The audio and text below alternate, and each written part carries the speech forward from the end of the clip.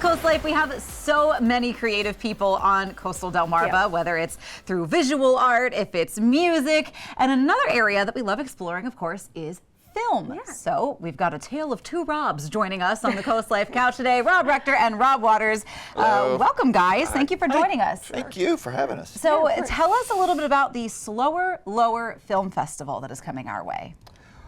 It is a short film festival, and being the filmmaker between the two of us, it's always been one of my favorite things. We gather up all the best short films from the local area. We try to keep it as all local as possible.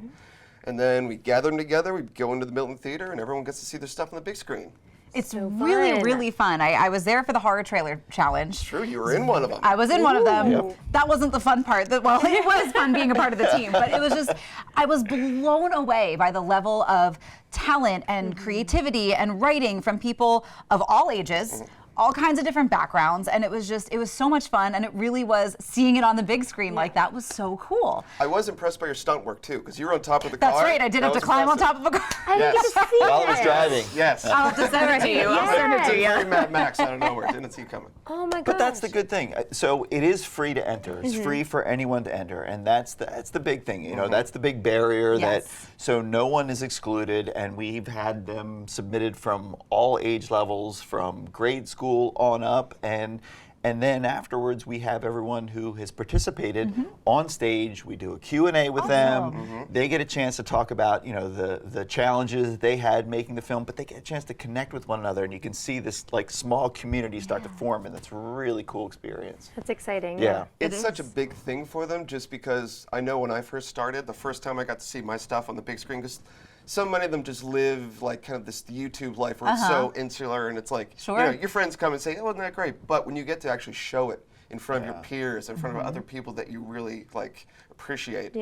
Like when my first one was in the Rehoboth Film Festival like many years ago. It was one of the scariest and most, but like, amazing experiences of my life. Awesome. That is awesome. So what's sort of the rubric? Are there requirements for Slower Lower Film Festival? Is there a certain genre that people have to participate in? No, so the horror trailer challenge that we do usually has a little bit more parameters to it. This one's a little bit more open to all, because we just, you know, we know that some people may have one that's sitting on the shelf that they haven't worked on for a while, and they want to dust it off and enter it, and this is an opportunity for them.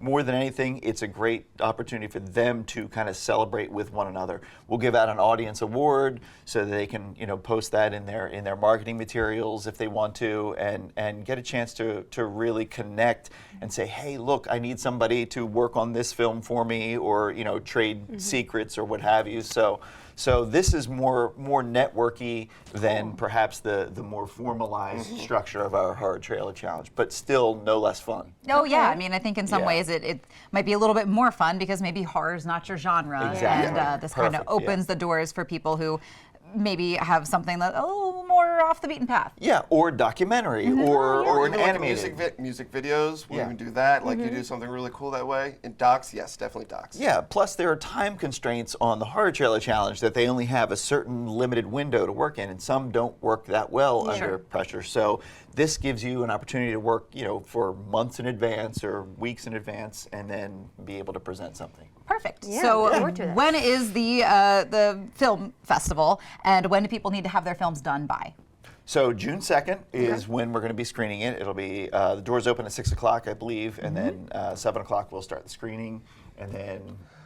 I'm not really sure when, like May, we don't actually have a deadline. Okay, perfect. Nice. But one of the things I wanted to talk about too is like it's a short film festival, so we, you know, try to keep your film short. Every once in a while we'll get an amazing entry, but it'll be like 45 minutes long, and it's like, that will take up half the program, where I could have done like 10 films in that time. So, you know, 20 minutes is about as far as I want to go, as far as short goes, but yeah. Good to know. All right, perfect. So make sure you jump on that, you guys. And we talked short films just now, Leah, but we're going to talk some longer films in just a second. That's right, yes. So make sure you get those films ready, get your creative mind and juices flowing. But when we get back, maybe we're kind of gearing up for summer. The Robs aren't going anywhere. We're talking movies when CoastLife gets back.